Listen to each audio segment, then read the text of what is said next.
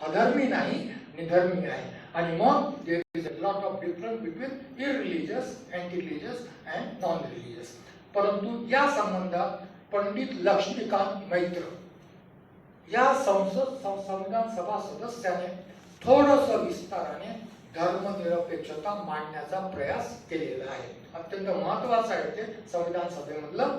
ते म्हणतात, मला असं वाटतं की धर्मनिरपेक्ष राज्याचा अर्थ असा आहे की धर्म अथवा संप्रदायाच्या आधारावर राज्य कोणाच्याही विरुद्ध, मग तो कोणत्याही धर्माला मानणारा असो, कोणत्याही धर्माला मानणारा असो, कोणताही भेदभाव करणार नाही.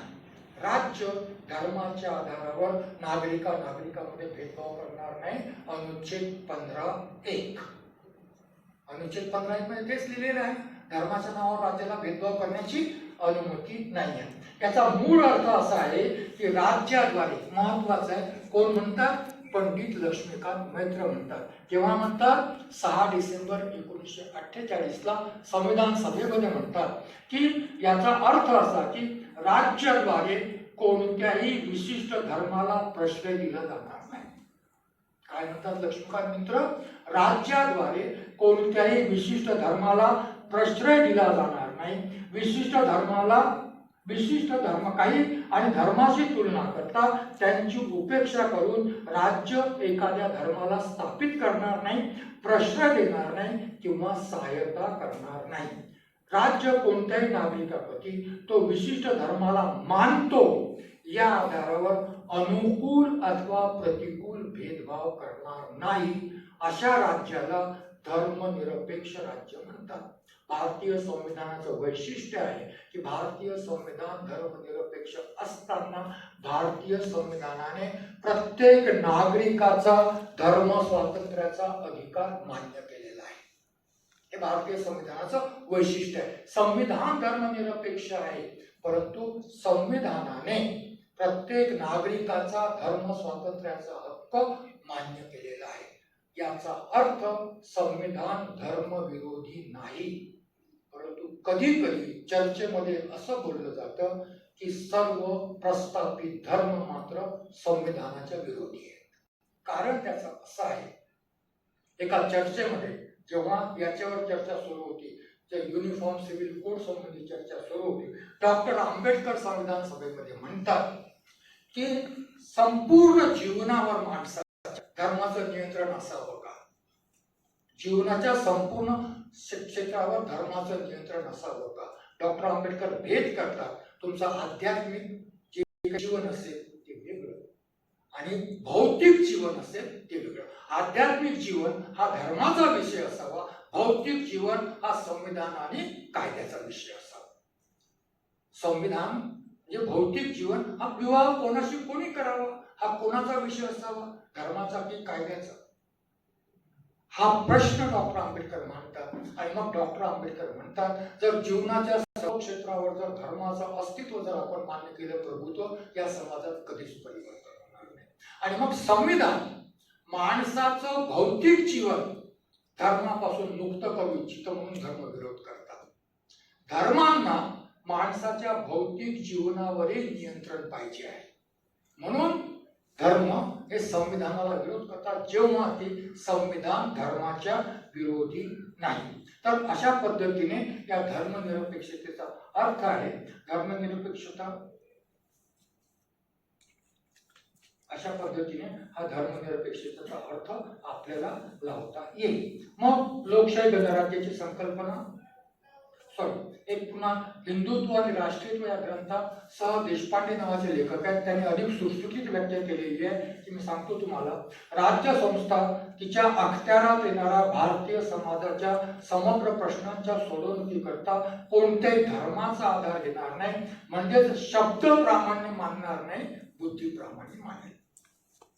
काय म्हणतात? शब्द प्रामाण्य मानणार नाही, बुद्धी प्रामाण्य मानेल, ग्रंथ प्रामाण्य नाही, बुद्धी प्रामाण्य मानेल.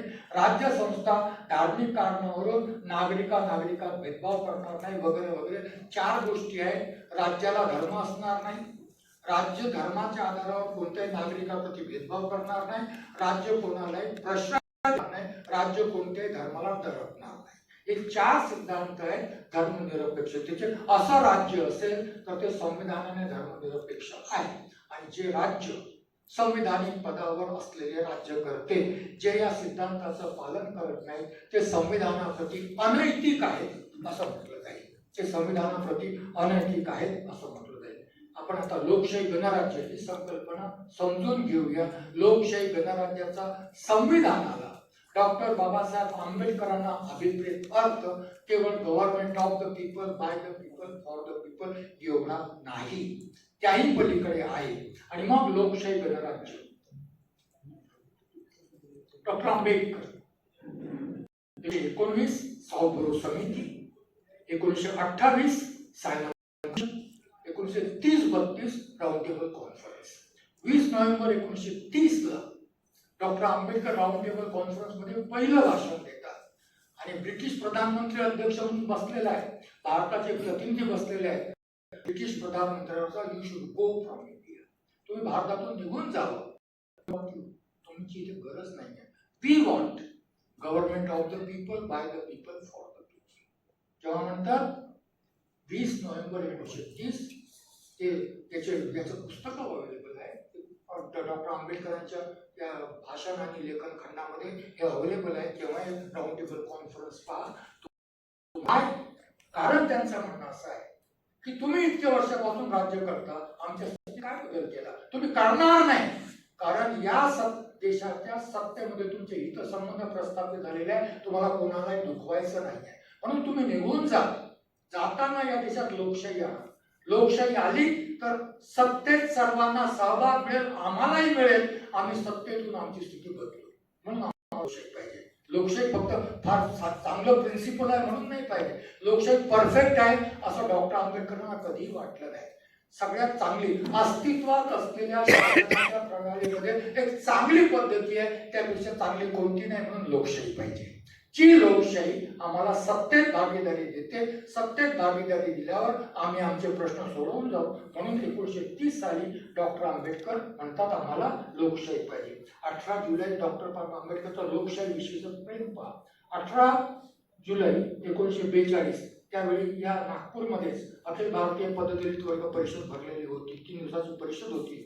त्या परिषदेमध्ये डॉक्टर आंबेडकर या लोकशाहीविषयी विचार म्हणतात देशात जगामध्ये जे द्वितीय महायुद्ध सुरू आहे, हे द्वितीय महायुद्ध हे 2 फिलॉसॉफी मधले युद्ध आहे. डेमोक्रेसी आणि डिक्टेटरशिप याच्यामधलं युद्ध आहे. 2 राष्ट्रसमूहातलं युद्ध हे नाही आहे. एकीकडे इंग्लंड, अमेरिका, रशिया आणि फ्रान्स आहे, दुसरीकडे जर्मनी, इटली आणि जपान आहे. 2 राष्ट्रसमूह आहेत, परंतु हे युद्ध डेमोक्रेसी आणि फॅसिझम मधलं युद्ध आहे. हे युद्ध डेमोक्रेसी आणि नाझिझम मधलं युद्ध आहे. आणि मग डॉक्टर आंबेडकर म्हणतात there lies on us a very heavy duty to see that democracy doesn't vanish from the earth as a governing principle of human relations. एक नवीन अर्थ देतात डेमोक्रेसीला डॉक्टर आंबेडकर. काय म्हणतात डॉक्टर आंबेडकर डेमोक्रेसीला a governing principle of human relationship. या जगातून democracy नष्ट होणे याकरता आम्हाला प्रयास करावे लागेल. We must strive along with other democratic countries to maintain the basis of democratic civilisation. If democracy lives we are sure to reap the fruits of it. If democracy dies it will be and on that there can be no doubt. तर पद्धतीने ही democracy ज्या जर भारताच्या उद्देशिकेमध्ये लोकशाही समजून घ्यायची असेल तर आपल्याला ही लोकशाहीची संकल्पना सामाजिक, आर्थिक आणि राजनीतिक न्यायाच्या संदर्भात आपल्याला ही संकल्पना समजून घ्यावी लागेल. म्हणजे लोकशाहीची संकल्पना सामाजिक, आर्थिक आणि राजनीतिक न्यायाच्या संबंधात संविधानाने जी प्रस्थापित केली ती लोकशाही प्रस्थापित केली, जिला आम्ही संसदीय लोकशाही म्हणतो. प्रतिनिधी निवडतो म्हणून ही प्रातिनिधिक लोकशाही आहे. प्रातिनिधिक लोकशाही आहे. संसदीय लोकशाही का, याचं उत्तर देताना डॉक्टर आंबेडकर म्हणतात 4 नोव्हेंबरच्या भाषणामध्ये जगात 2 व्यवस्था प्रचलित आहेत, प्रेसिडेन्शियल सिस्टीम आणि पार्लमेंटरी सिस्टीम. 2 मध्ये थोडासा भेद आहे. Presidential system more stability less responsibility, अधिक स्थायित्व कमी उत्तरदायित्व. डेमोक्रेसीमध्ये less stability more responsible government. भारतासाठी आम्ही less stability but more responsible government प्रस्थापित केलं. लोकांप्रती अधिक उत्तरदायी असलेलं सरकार आम्हाला हवं होतं आणि त्यामुळे आम्ही पार्लमेंटरी डेमोक्रेसी ही सिस्टीम. पार्लमेंटरी डेमोक्रेसी ज्या ठिकाणी लोक स्वयं सार्वभौम आहे त्या ठिकाणी डेमोक्रेसी शिवाय दुसरं शासन व्यवस्था अस्तित्वातच असू शकत नाही. आपली लोकशाही सार्वत्रिक प्रौढ मताधिकारावर आधारित आहे आणि यासाठी भारताच्या सर्व नागरिकांनी डॉक्टर आंबेडकरांना धन्यवाद दिले पाहिजे. 1928 ला पहिल्यांदा डॉक्टर आंबेडकर सायमन कमिशनला निवेदन देताना सार्वत्रिक प्रौढ मताधिकाराची मागणी करतात. तिथे लिहिलेलं आहे सगळ्या स्त्री पुरुषांना मताचा अधिकार असावा. 1900 राऊंड टेबल कॉन्फरन्स मध्ये मताचा अधिकार मागतात. भारताचे प्रतिनिधी सार्वत्रिक मताधिकाराला विरोध करतात. डॉक्टर आंबेडकर प्रश्न विचारतात की जर तुम्ही सार्वत्रिक मताधिकाराला विरोध करत असाल तर तुम्हाला औपनिवेशिक स्वराज्य कोणासाठी पाहिजे, कोणासाठी पाहिजे. आणि मग डॉक्टर आंबेडकर म्हणतात की मी स्वतःला धन्य समजतो की तुमच्यासारख्या देशभक्ताच्या लाईन मध्ये बसलेला नाही, असं डॉक्टर आंबेडकर म्हणतात. आणि मग जेव्हा संविधान निर्माण करण्याचा प्रसंग तेव्हा डॉक्टर आंबेडकर त्याही ठिकाणी भांडतात सार्वत्रिक मताधिकाराकरता, प्रौढ मताधिकाराकरता. त्यावेळी पंडित हृदयनाथ कुंजरू सारखी संविधान सभा सदस्य प्रौढ मताधिकाराला विरोध करतात. निरक्षर, अशिक्षित, गरीब लोक मताच्या अधिकाराचा उपयोग कसा करते. डॉक्टर आंबेडकर लोक शब्दाची व्याख्या करतात. त्यानंतर निरक्षर असेल निर्बुद्ध नाही आहे. त्याला स्वतःच समजतं, तो मताच्या अधिकाराचा सोबतीने करेल. आणि म्हणून डॉक्टर आंबेडकरांना हे श्रेय आहे की प्रौढ मताधिकाराचं श्रेय डॉक्टर. आणि मग आम्हाला मताचा अधिकार आहे, आम्हाला प्रतिनिधित्वाचा अधिकार आहे, स्वतः प्रतिनिधी म्हणूनही निर्वाचित होण्याचा अधिकार आहे. या माध्यमातून ही लोकशाही व्यवस्था सामान्य माणसाची सत्तेत भागीदारी सुनिश्चित करते. आणि मग त्याच वेळी ही लोकशाही आम्हाला मूलभूत हक्कांची हमी देते. मूलभूत हक्क ज्यांना बेसिक राईट्स म्हटलं जातं, ज्यांना जन्मसिद्ध हक्क बर्थ राईट्स म्हटलं जातं, नॅचरल राईट्स म्हटलं जातं. आणि नॅचरल राईट्स, बर्थ राईट्स या दृष्टीने जर विचार केला हे कोणीही कोणाला देत नाही. हे जन्मसिद्ध हक्क आहे. राज्य देत नाही, संविधान देत नाही. आपल्याही संविधानाने दिलं असं आपण म्हणतो, परंतु संविधान असं म्हणतं की आम्ही फक्त मान्यता देतो या हक्कांना, कारण तुमचे जन्मसिद्ध हक्क आहे. आम्ही मान्यता देतो आणि यांच्या संरक्षणाची हमी देतो, एवढं संविधानाचं काम आहे. मान्यता देणं आणि संरक्षणाची हमी देणं, दोन गोष्टी या लोकशाहीने दिल्या. मताचा अधिकार, प्रतिनिधित्वाचा अधिकार, त्या माध्यमातून सत्तेत भागीदारी आणि फंडामेंटल राईट्स. ही जी लोकशाही आहे ही एक व्यक्ती एक मत, एक मूल्य या सिद्धांतावर आधारित आहे. एक व्यक्ती एक मत, एक मूल्य. याला डॉक्टर आंबेडकर पॉलिटिकल इक्वॅलिटी म्हणतात. या बाबतीत पॉलिटिकल इक्वॅलिटी आहे, सगळ्यांचा मताचा अधिकार समान आहे, कोणत्याही प्रकारचा भेदभाव नाही. याला डॉक्टर आंबेडकर पॉलिटिकल इक्वॅलिटी म्हणतात आणि यालाच राजकीय न्याय म्हणता येईल, यालाच पॉलिटिकल जस्टिस म्हणता येईल. सत्तेत भागीदारी आहे, प्रतिनिधीच्या माध्यमातून आहे, मताचा अधिकार आहे, फंडामेंटल राईट्स आहे, एक व्यक्ती एक मत आहे, याला राजकीय न्याय म्हणता येईल. परंतु डॉक्टर आंबेडकर म्हणतात की ही लोकशाही अपूर्ण आहे. फंडामेंटल राईट्स आहेत, फंडामेंटल दिलेले आहेत, परंतु तरी ही लोकशाही अपूर्ण आहे. कारण फंडामेंटल राईट्स मध्ये प्रतिष्ठित आजीविकेचा अधिकार समाविष्ट नाही. का अपूर्ण आहे ही लोकशाही? कारण फंडामेंटल राईट्स मध्ये प्रतिष्ठित आजीविकेचा, डिग्निफाईड लाईव्हलीहूड चा अधिकार समाविष्ट नाही.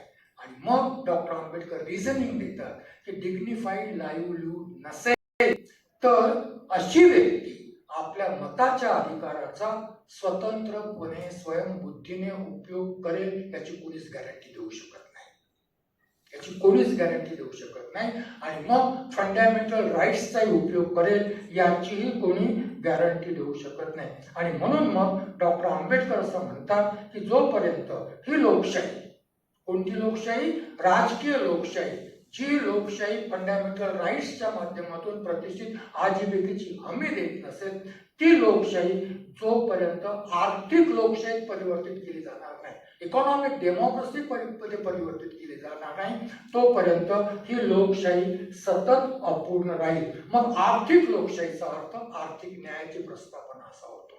आर्थिक लोकशाहीचा अर्थ आर्थिक न्यायाची प्रस्थापना असा होतो. आणि त्याचा सिंपल अर्थ आहे प्रत्येक व्यक्तीला प्रतिष्ठित आजीविकेची हमी.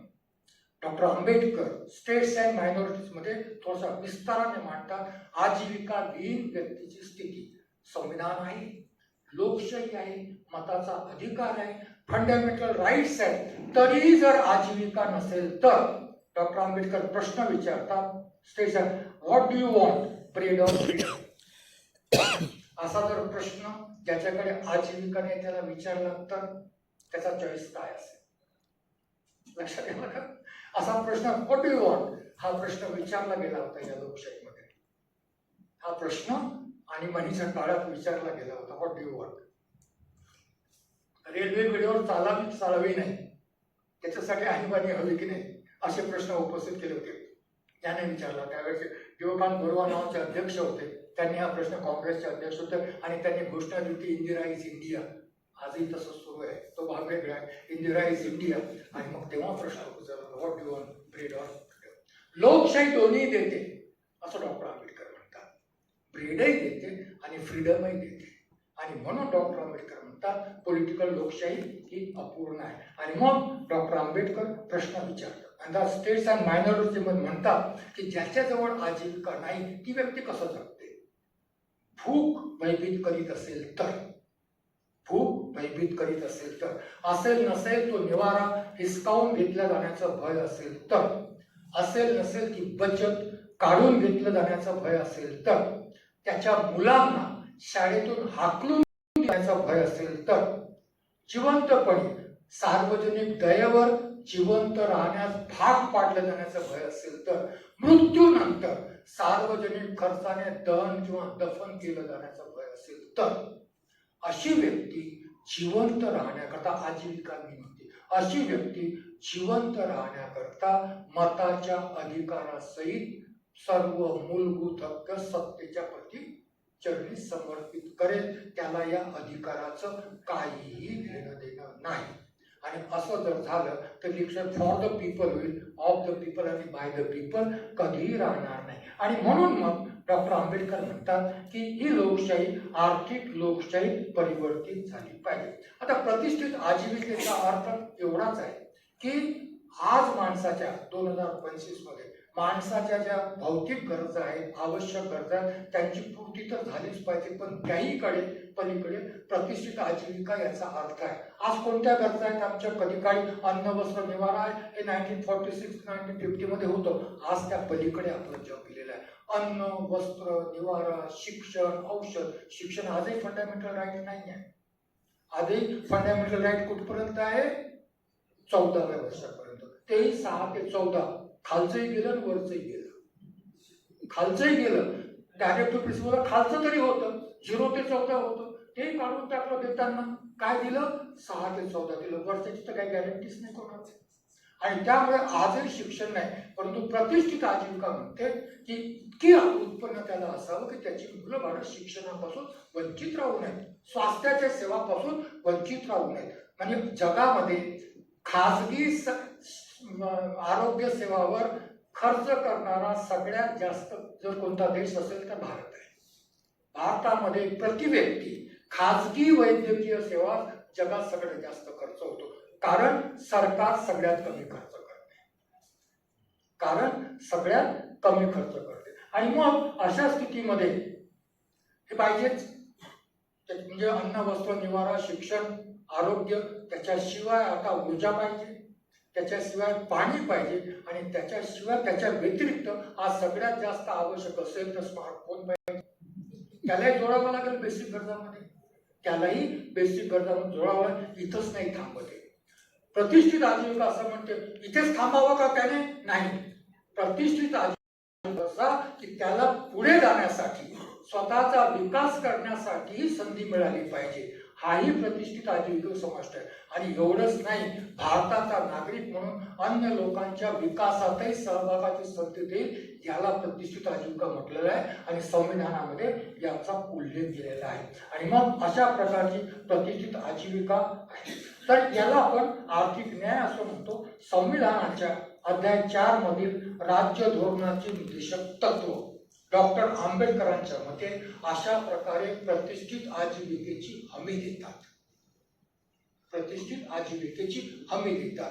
डॉक्टर आंबेडकरांना प्रश्न विचारण्यात आलेला होता डायरेक्टिव्ह प्रिन्सिपल्स मध्ये, कशाला ठेवता येईल? कारण there is a difference between fundamental rights and directive principles. Fundamental rights न्यायालयाच्या माध्यमातून लागू करता येतात, डायरेक्टिव्ह प्रिन्सिपल्सने लागू करतायत. पायस विशेष म्हणून कशाला ठेवतात? डॉक्टर आंबेडकरांचं म्हणणं असं होतं की डॉक्टर आंबेडकर फार वेगळ्या पद्धतीने विचार करणारे माणसं होते. त्यांना काय माहिती जग इतकं बदलेल, किती बदलेल माहित नाही. काय विचार होता त्यांचा? न्यायालयाच्या माध्यमातून जरी लागू करता येत नसले तरी ज्याला कोणाला या लोकशाहीमध्ये उमेदवार म्हणून उभं राहायचं असेल तो लोकांकडे जाईल.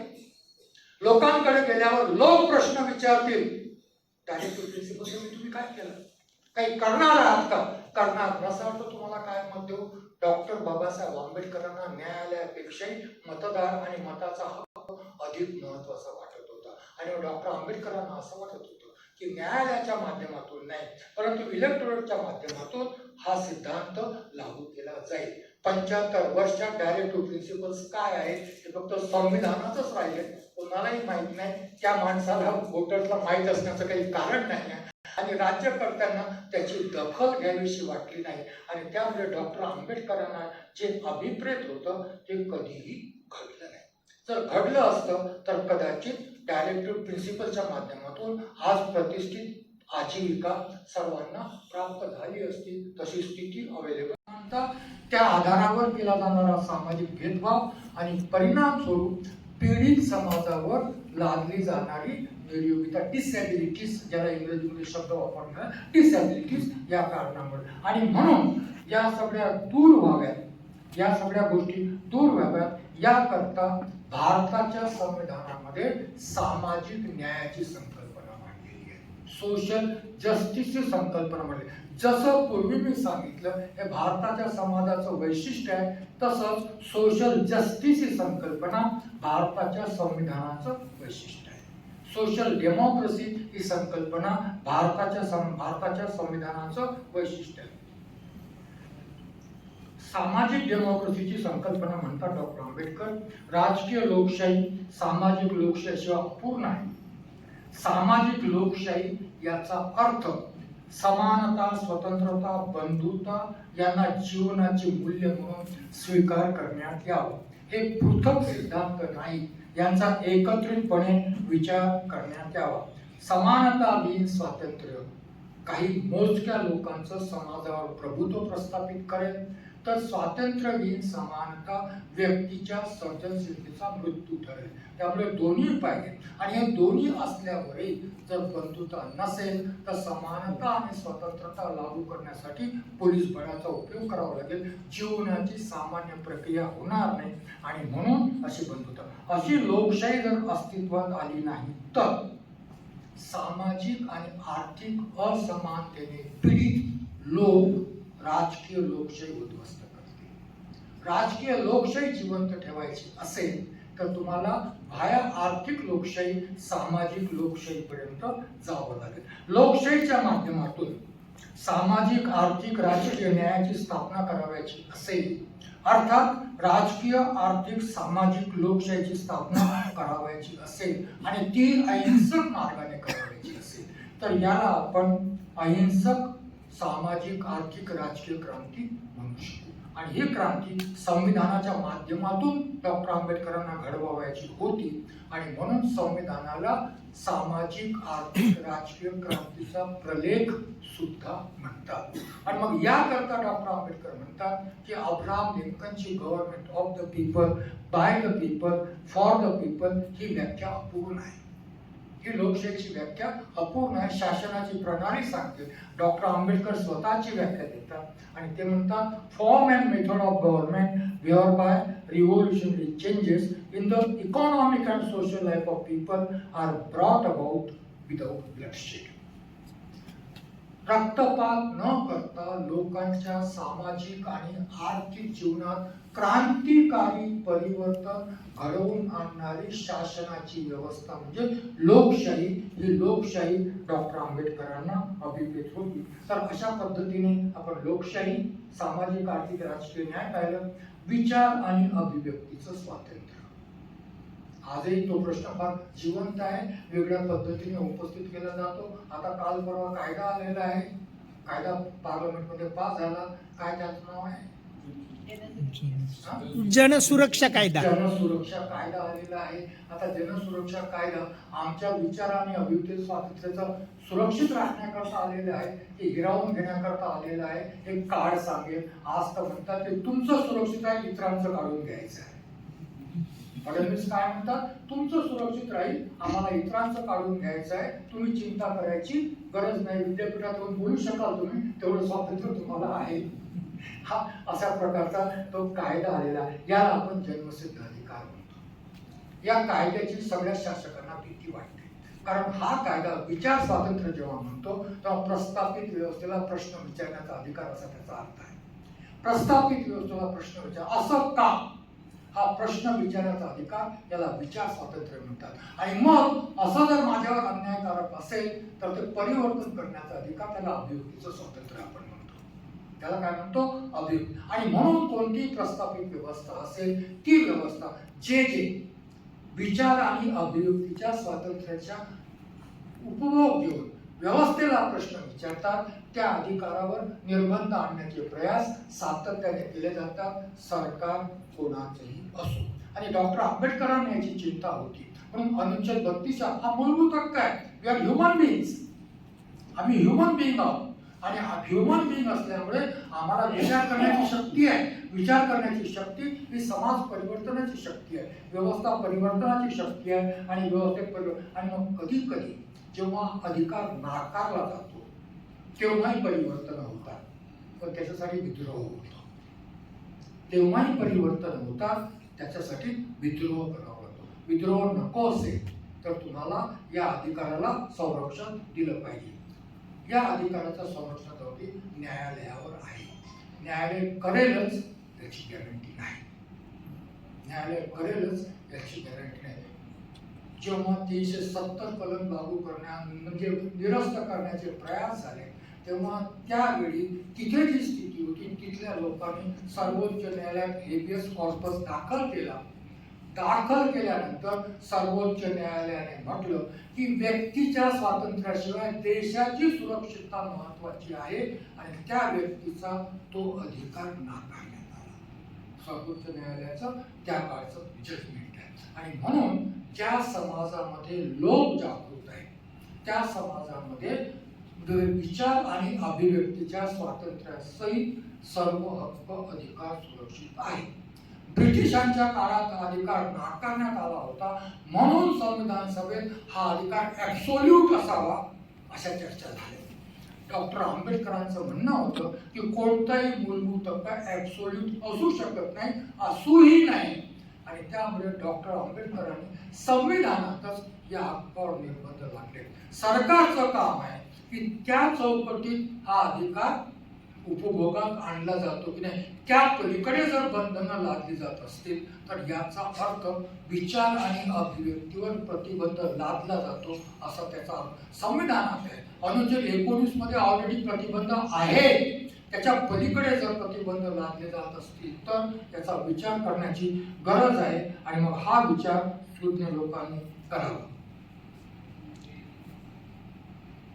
विश्वास, श्रद्धा व उपासना यांच्या स्वातंत्र्याविषयी हा जर स्वातंत्र्याचा विचार करावायचा असेल तर याला अनुच्छेद 25 सोबत वाचावं लागेल, 25(1) सोबत वाचावं लागेल.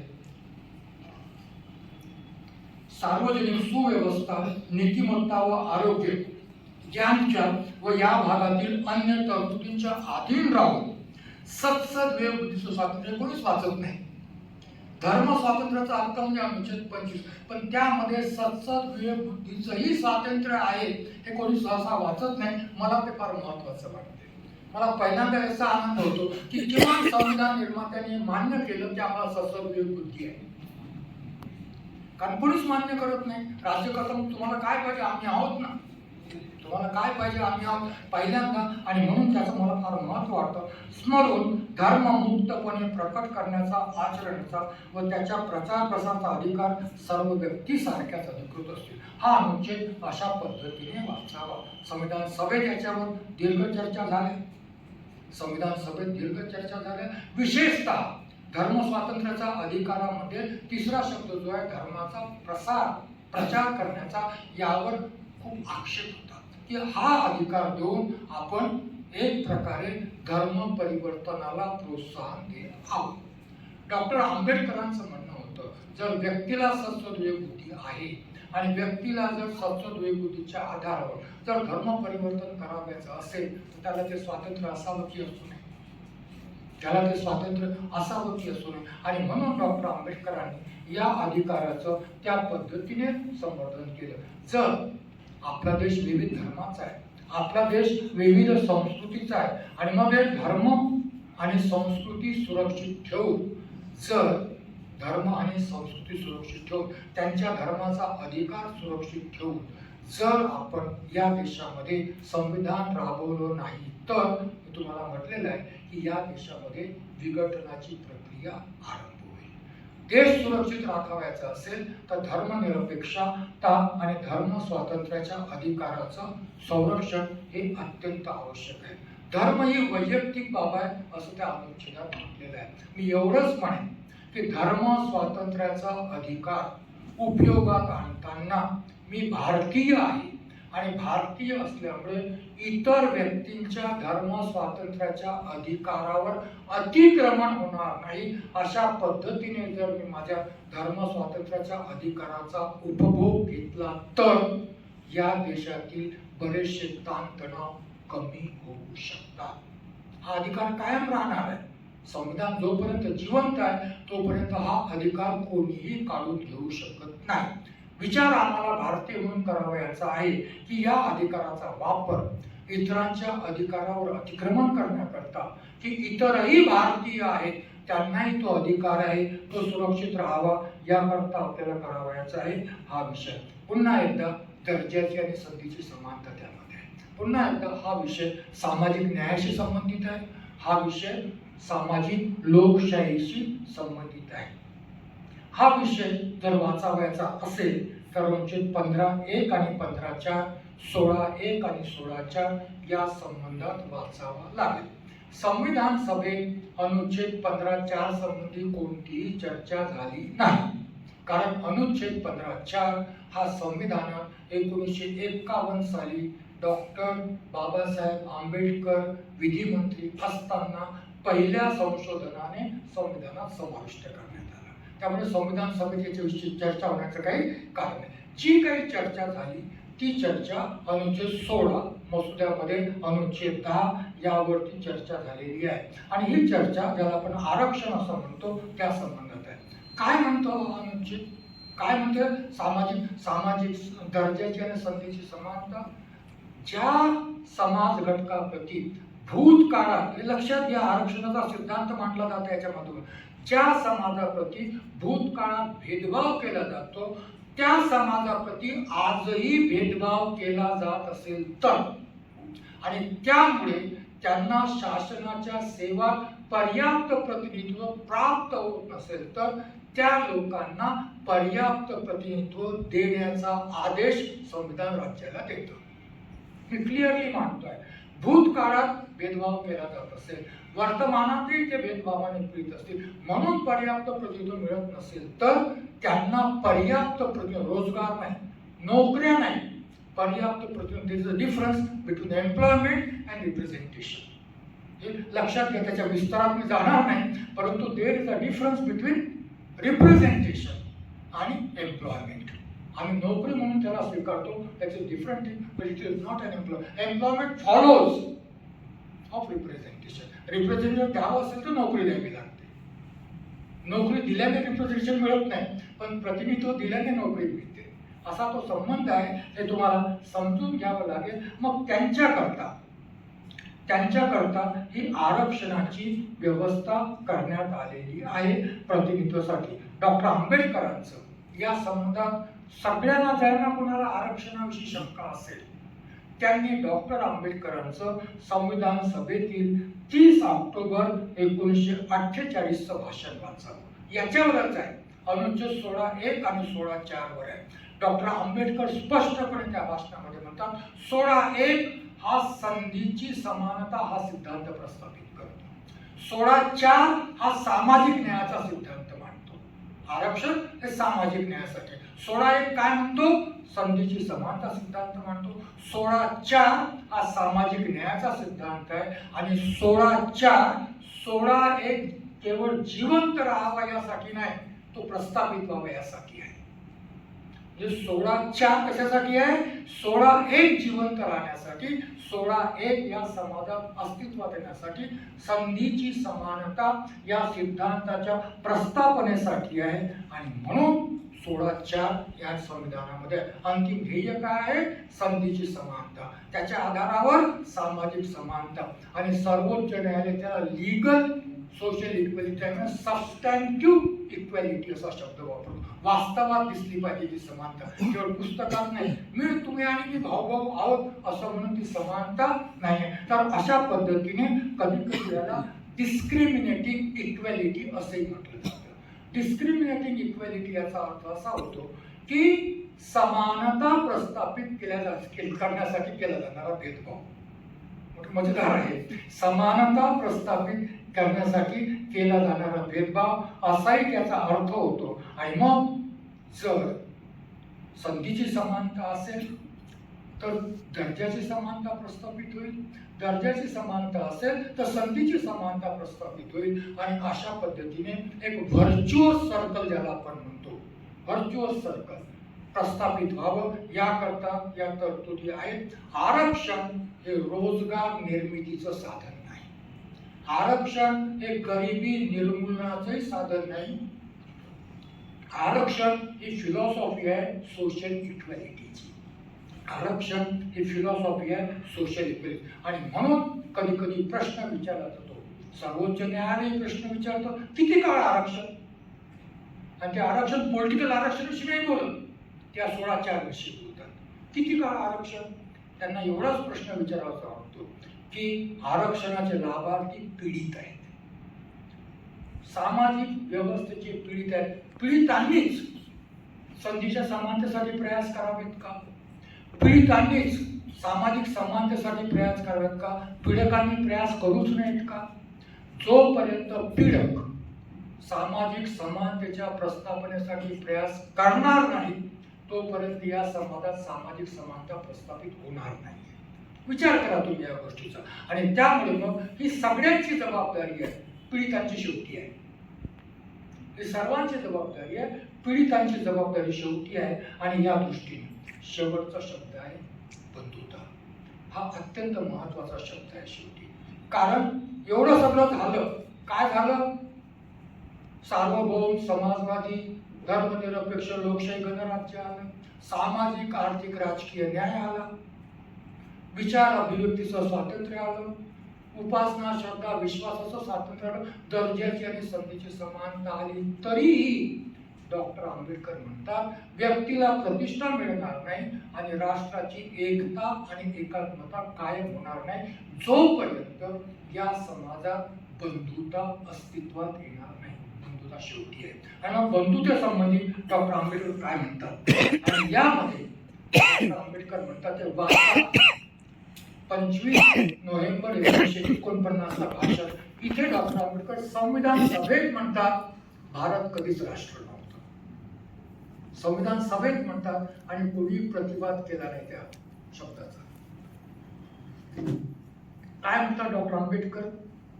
आणखी एक बाब अशी आहे जिचा आमच्या समाजात अभाव आहे आणि ती म्हणजे बंधुत्वाच्या सिद्धांताला मान्यता.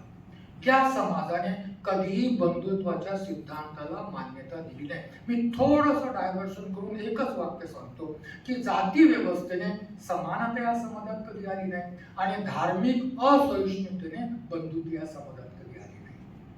धार्मिक असहिष्णुता ही बंधुत्वाची शत्रू आहे. त्याचप्रमाणे जातीयता ही सामाजिक समतेची शत्रू आहे. बंधुत्वाच्या सिद्धांताला मान्यता. बंधुत्वाचा अभिप्राय काय आहे? बंधुत्वाचा अभिप्राय सर्व भारतवासियांप्रती बंधुभावाची भावना आहे. जर सर्व भारतवासी समान असतील तर हा तो सिद्धांत आहे जो आमच्या सामाजिक जीवनाला एकता आणि दृढता प्रदान करतो. आम्ही समान आहोत, परंतु आमचे संबंध जर बंधुभावाचे नसतील तर त्या समाजात संघटन कधीच अस्तित्वात येणार नाही. फक्त समानता संघटित करत नाही आम्हाला, ती समानता आमचं नातं कसं ह्युमन रिलेशनशिप. डॉक्टर आंबेडकर लोकशाहीची व्याख्या करतात ह्युमन रिलेशनशिप. ती ह्युमन रिलेशनशिप बंधुताची नसेल तर या समाजात दृढता येणार नाही. परंतु याची सिद्धी कठीण आहे आणि मग डॉक्टर आंबेडकर जे म्हणतात ते फार रिव्हिलिंग आहे. आज त्याची सत्यताही तेवढीच, आजही तेवढंच प्रसंग आहे. मला ते दिवस आठवतात जेव्हा राजकारणामध्ये सक्रिय असणारे राजकारणी भारताची जनता या शब्दावर आक्रोश करते. इंडियन पीपल असं डॉक्टर आंबेडकर म्हणायचे. भारतात जनता, त्यांचं म्हणणं असं होतं की भारत हे राष्ट्र आहे असा उच्चार तुम्ही करावा. डॉक्टर आंबेडकर म्हणतात ही माझी अशी मान्यता आहे की भारत एक राष्ट्र आहे हा असा विश्वास आपल्या मनात बाळगून आम्ही स्वतःला एका मायाजाळात गुंतवतो. आम्ही एका भ्रमात जगतो. हजारो जातीत विभागलेली जनता एक राष्ट्र कशी होऊ शकते? आम्ही राष्ट्र शब्दाच्या सामाजिक आणि मनोवैज्ञानिक अर्थाने राष्ट्र नाही हे जेवढ्या लवकर आत्मसात करणार तेवढेच आमच्याकरता लाभदायक होईल. कारण ही बाब आत्मसात केल्यावरच आम्ही एक राष्ट्र होण्याची आवश्यकता अनुभवू. हे अनुभवणार आणि हे लक्ष साध्य करण्यासाठी मार्ग आणि साधनाबाबत गंभीर विचार करणार. या लक्ष्याची सिद्धी मात्र कठीण आहे. कारण भारतात जाती आधारित समस्या आहेत आणि या जाती राष्ट्राच्या शत्रू आहेत. जाती राष्ट्राच्या शत्रू. जातींमुळे सामाजिक जीवनात पृथकत्व निर्माण होते, सेपरेशन निर्माण होते. जाती या ईर्ष्या आणि द्वेष भावना निर्माण करतात. म्हणून जाती राष्ट्रविरोधी आहेत. म्हणून जाती राष्ट्रविरोधी. आम्हाला खरोखरच एक राष्ट्र व्हायचे असेल तर आम्हाला या सर्व अडचणीवर विजय प्राप्त करावा लागेल आणि जेव्हा आम्ही एक राष्ट्र होणार तेव्हा बंधुत्व सत्य स्वरूपात अस्तित्वात येईल. बंधुता विना समानता आणि स्वतंत्र या गोष्टी वास्तवात असणार नाही. त्याचा काहीही उपयोग नाही. डॉक्टर आंबेडकर हा देश राष्ट्र नव्हता हे नाकारतात. डॉक्टर आंबेडकर संविधानाने राष्ट्र प्रस्थापित करतात. संविधानाने 26 जानेवारी 1950 ला भारत राष्ट्र अस्तित्वात आणलेलं आहे आणि भारत राष्ट्र अस्तित्वात येण्यासाठी समानता आणि बंधुता या दोन आवश्यक सिद्धांताचा पुरस्कार संविधानाची उद्देशिका करते. आणि म्हणून राष्ट्राच्या संकल्पना मांडताना बिईंग आणि बिकमिंग असं म्हटलं जातं. अस्तित्वात आलो, राष्ट्र घडवण्याची प्रक्रिया सुरू आहे. 1950 ला 26 जानेवारीला हे राष्ट्र अस्तित्वात आलं. तेव्हापासून हे घडवण्याची प्रक्रिया सुरू आहे. आम्ही कोणत्या दिशेला चाललो हा विचार तुम्ही करावा, हा तुमचा प्रश्न आहे. परंतु हे घडवणार कोण हा प्रश्न आहे. मोदीजी घडवणार, डॉक्टर आंबेडकर घडवणार, किंवा आणखीन कोणी सत्तेत आला प्रधानमंत्री तो घडवणार? डॉक्टर आंबेडकर असं म्हणत नाही, संविधान असं म्हणत नाही, संविधानाची उद्देशिकाही असं म्हणत नाही. कारण लोक सार्वभौम आहे. मग संविधानाची उद्देशिका थोडीशी अशी वाचा, मी कंक्लूड करत आहे. संविधानाची आम्ही भारताचे लोक आमच्या संविधान सभेत आज दिनांक 26 नोव्हेंबर 1949 रोजी याद्वारे हे संविधान अंगीकृत आणि अधिनियमित करून स्वतःप्रत अर्पण करत आहोत. कोणी निर्माण केलं मग संविधान? लोक म्हणतात आम्ही संविधान सभा अस्तित्वात आणली, लोक म्हणतात आम्ही संविधान सभेला आदेश दिला की तुम्ही आमच्यासाठी संविधान निर्माण करा. हे संविधानाचे निर्माता लोक आहे. मग संविधानाचं संरक्षण जबाबदारी कोणाची आहे? लोकांची आहे. संविधानाला अभिप्रेत भारत अस्तित्वात आणण्याची जबाबदारी कोणाची आहे? लोकांची आहे. हे जोपर्यंत लोकांपर्यंत जाणार नाही तोपर्यंत लोकांना संविधानाला अभिप्रेत असलेलं भारत राष्ट्र या देशात कधीही अस्तित्वात येणार नाही.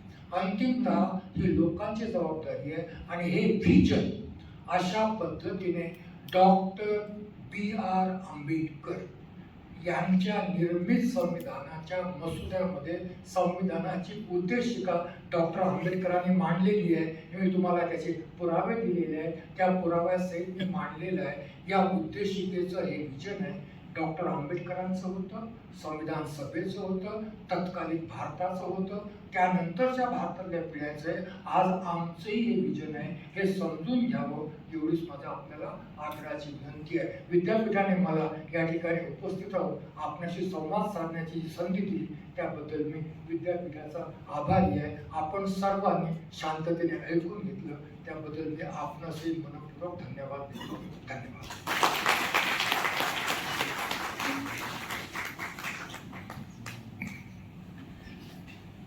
संविधान सभा ही खऱ्या अर्थाने सर्वधर्म समभावाचा कृतिशील असा आदर्श होता. राष्ट्रासाठी विजन